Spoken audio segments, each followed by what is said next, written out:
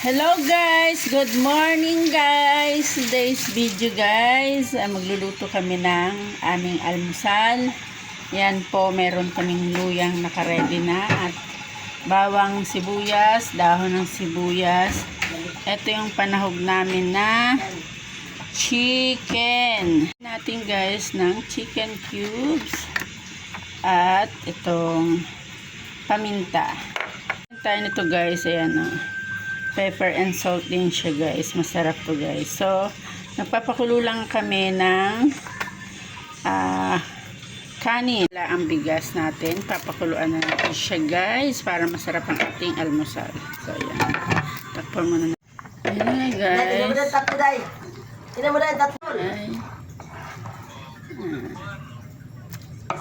Tayo ng oil. Gigisa muna natin ang ating balik na mo sa kadusina. O, maiyak naman ito.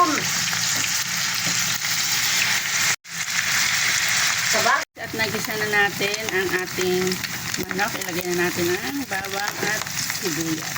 Guys, ang ating luya.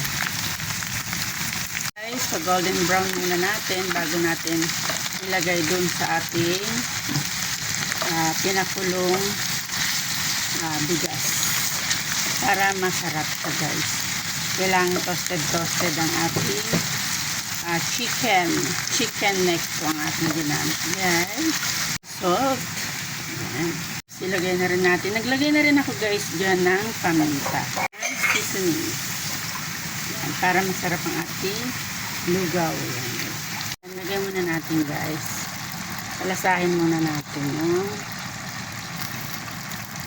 Bago natin isalin ulit siya mamaya. Pag pinakuluan ko lang saglit to. Ayan. At isasalin na natin. At papakuluin natin siya hanggang lumambot na lumambot. Ayan.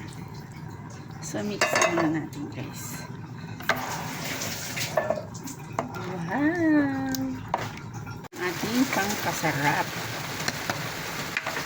Dahon ng sibuyas guys. Ayan guys. So, ready ng aming almusal guys. Okay na to guys. Hapon na kayo.